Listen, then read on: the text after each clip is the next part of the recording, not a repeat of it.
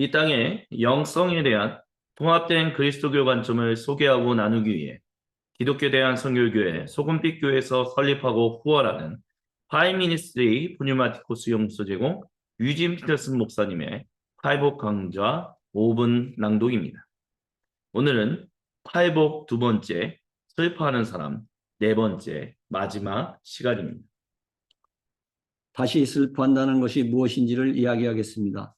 슬퍼한다는 것은 그리스도인으로서 살아내기 시작하면서 자연스럽게 따라오는 것입니다.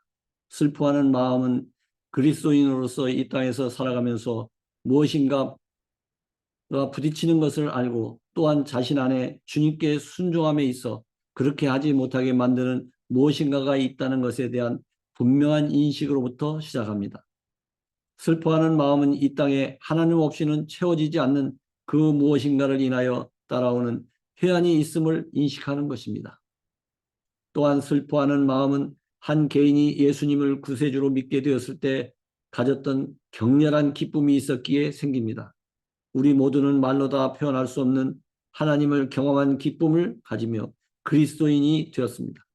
그리스도인들은 하나님이 진정으로 살아계시고 나를 진실로 사랑하셔서 그 힘든 십자가를 지셨다는 인격적 경험이 있기에 주님을 믿는 일로 인하여 갈등을 쉽게 해결하지 못합니다.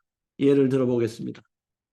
아무도 그리스도를 믿지 않는 사람들의 가정에서 그리스도인이 한 명 나왔습니다. 그 그리스도인으로 인해 믿지 않는 사람들의 가정이 아주 큰 갈등을 겪게 됩니다. 그들은 성도가 된 사람에게 예수님을 믿지 말고 더 이상 갈등하지 말자고 이야기합니다. 그런데 이 상황 속에 있는 대다수의 그리스도인들은 그렇게 쉽게 그리스도를 버리지 않습니다. 이 사람들이 자신의 가정을 사랑하지 않기 때문이 아닙니다.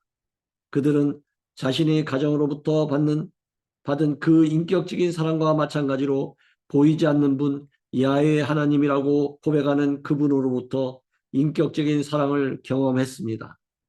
그렇게 이들은 주님을 믿는 성도로서 비그리스도인 가정 내에서 겪는 갈등을 수년 또는 수십 년을 가지고 살아갑니다. 이렇게 그리스도인들은 하나님과의 인격적인 경험으로 인하여 그분께 순종하며 살아갈 때 겪게 되는 갈등 속에서 쉽게 자신의 믿음을 포기하지 못합니다. 이렇게 우리는 성도로서 슬퍼할 수밖에 없습니다. 불완전한 세상으로부터 오는 것들이 성도를 슬프게 만듭니다. 자신 안에서 일어나는 내면의 갈등으로 슬프고 외적으로 자신을 어렵게 만드는 상황 가운데서 일어나는 일들로 슬프게 합니다. 우리는 모두 하나님께서 우리를 슬픔의 자리에서 벗어나게 해달라고 그분께 요청하게 됩니다. 하지만 예수님은 우리를 위로하시지만 그 자리에서 벗어나게 하지 않으십니다. 바로 그곳이 우리로 하여금 영적으로 성숙하게 하는 곳이기 때문입니다. 여러분, 예수님의 시신이 묻혀있던 무덤에서 울던 막달라 사람 마리아를 기억하시기 바랍니다. 막달라 사람 마리아는 예수님의 시신이 사라진 빈 무덤에서 눈물을 흘렸습니다. 그녀는 무엇 때문에 울었습니까? 그녀는 사랑하는 주님이 죽으신 것뿐만 아니라 이제 예수님의 시신마저도 보지 못한다는 참담한 일을 겪게 된 것을 인해 울었습니다. 하지만 그녀는 그 슬픔의 자리에서 부활하신 예수님을 그 누구보다 먼저 만났습니다.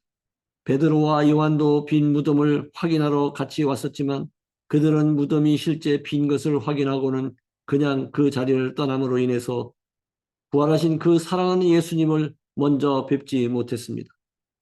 베드로와 요한이 떠나버린 이유는 여러 가지 이유가 있을 것입니다.